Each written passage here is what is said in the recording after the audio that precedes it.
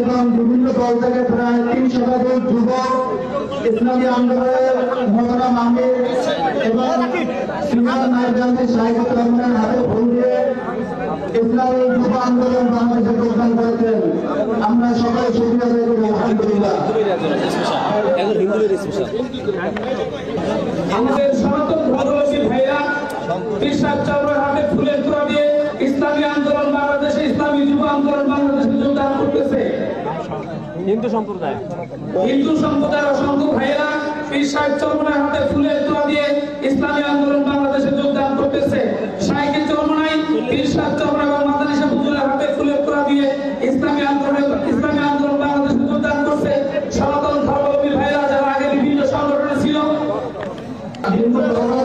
আমাদের ইসলামী আন্দোলনে যোগদান করছেন, তাকে ফুলের তোড়া দিয়ে বরণ করে নিচ্ছেন ইসলামী আন্দোলনের মহতরম আমির ও নায়েবে আমির সহ শাহিদুর রহমান।